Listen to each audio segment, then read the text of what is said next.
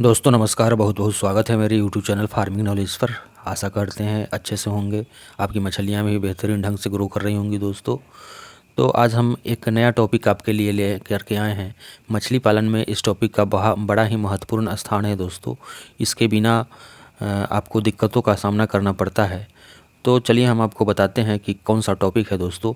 यह है कि नर्सरी तालाब होना कितना आवश्यक है मछली पालक बंधुओं के लिए। जब आप मछली पालन व्यवसाय में आते हैं तो अगर आपके पास नर्सरी तालाब नहीं होता है तो बहुत सारी परेशानियों का सामना करना पड़ता है।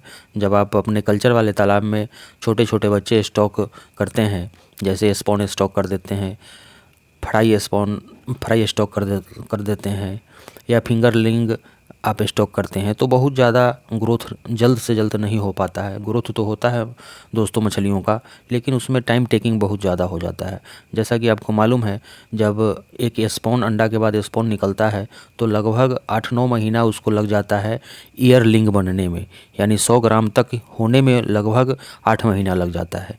उसके बाद दोस्तों 8 महीना और लग जाता है जब वह 1 किलो साइज़ में होता है। तो क्यों ना हम अपने पास एक नर्सरी तालाब रखें, नर्सरी तालाब का व्यवस्था रखें अगर संभव हो तो। और जो भी कल्चर वाला तालाब है मेरा दोस्तों, उसमें हम स्टंटेड सीड ही डालें कल्चर वाले तालाब में, तो 8 महीने में ग्रो होकर के मछलियाँ 1 किलो की साइज़ की हो जाएंगी।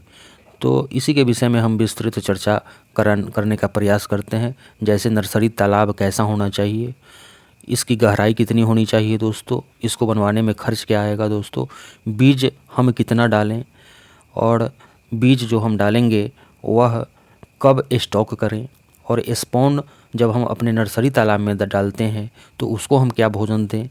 तालाब की सुरक्षा करना भी एक महत्वपूर्ण पॉइंट रहता है दोस्तों नर्सरी तालाब की, चूँकि उसमें बच्चे जो होंगे, छोटे छोटे बच्चे होंगे, जिसको नरभक्षी जानवर या पशु पक्षी जो भी है, जो मछलियाँ को बड़े प्रेम से खाती है, वो भी आक्रमण करेगा। तो उससे बचने के लिए भी आपको प्रबंधन करना पड़ेगा। कितने दिनों में तैयार होगा यह, जब हम स्टंट सीड कितने दिनों में, स्पॉन जो हम डालेंगे वह कितने दिनों में स्टंटेड बन जाएगा, इन सारी बातों पर हम आपका ध्यान आकृष्ट कराना चाहते हैं दोस्तों। अगर वीडियो पर नए होंगे तो चैनल को सब्सक्राइब करेंगे दोस्तों। तो चलिए हम आपको बताते हैं। पहले आता है कि कैसा होना चाहिए आपका नर्सरी तालाब। तो यह डिपेंड करता है कि आपका जो कल्चर वाला तालाब है वह कितना बड़ा है आपके पास, उसी के अनुसार आपका नर्सरी तालाब होना चाहिए। ऐसे आप 10,000 स्क्वायर फीट का आप नर्सरी तालाब रखेंगे तो अच्छा खासा उसमें आप स्पॉन को स्टॉक कर पाएंगे दोस्तों। और स्पॉन से आप स्टंटेड उसको बना लेंगे, फिंगरलिंग बना लेंगे दोस्तों। अब बात आती है कि कितना डीप हम रखें, इस नर्सरी तालाब का गहराई कितना होना चाहिए दोस्तों। तो आप 5.5 फीट से 6 फीट तक इसका गहराई रखें दोस्तों। और इसमें आप अगर 5.5 फीट गहरा है तो 5 फीट इसमें पानी स्टॉक करें दोस्तों।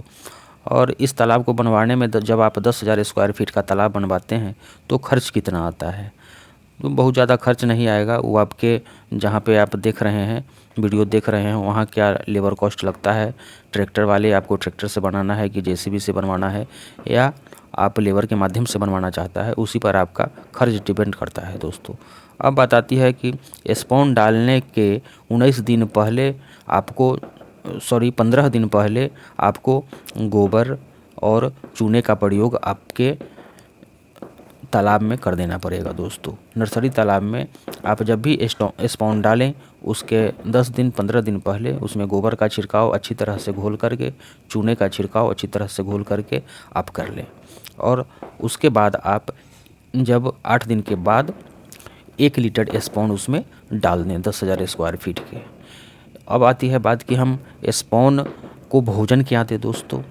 तो स्पॉन के भोजन के लिए हम आपको बताते हैं। स्पॉन मीन्स अंडा के बाद का जो रहता है, बहुत छोटा छोटा आपका बीज रहता है दोस्तों, इसको भी भोजन की आवश्यकता होती है।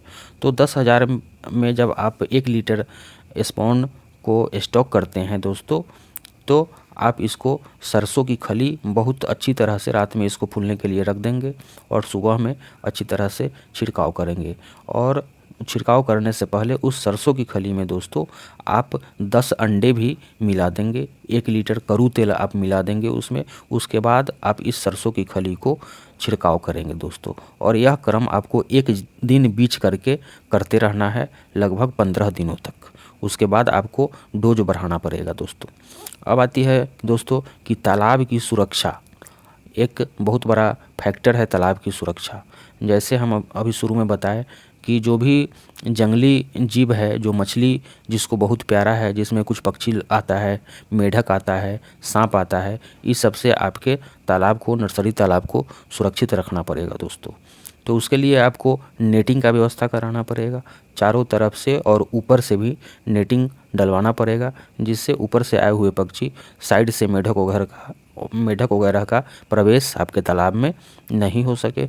और बांध का साफ़ सफाई आप बेहतर ढंग से कराते रहेंगे दोस्तों, तो बहुत अच्छा आपके सुरक्षा मिलते रहेगा आपके नर्सरी तालाब को दोस्तों। तो बहुत लोगों को लगता है दोस्तों कि यह नर्सरी तालाब बहुत उपयोगी नहीं है, लेकिन आपके लिए यह नर्सरी तालाब बहुत ही उपयोगी है दोस्तों। बहुत सारे किसान भाई के पास एक ही तालाब होता है, उनके लिए मजबूरी रहता है कि वो नर्सरी तालाब का व्यवस्था नहीं कर पाते हैं।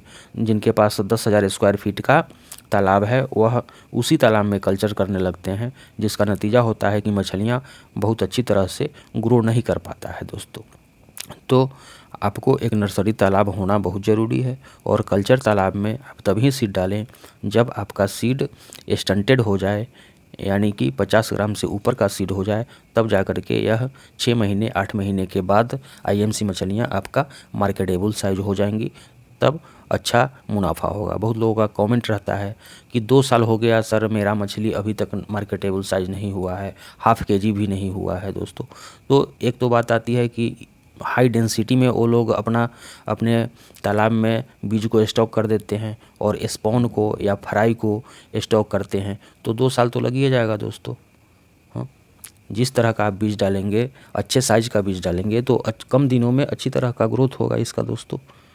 तो आशा करते हैं यह जानकारी बहुत ही महत्वपूर्ण होगा आपके लिए, बहुत ही जानकारी भरा होगा, आपके मछली पालन व्यवसाय के लिए बहुत ज़रूरी है नर्सरी तालाब दोस्तों।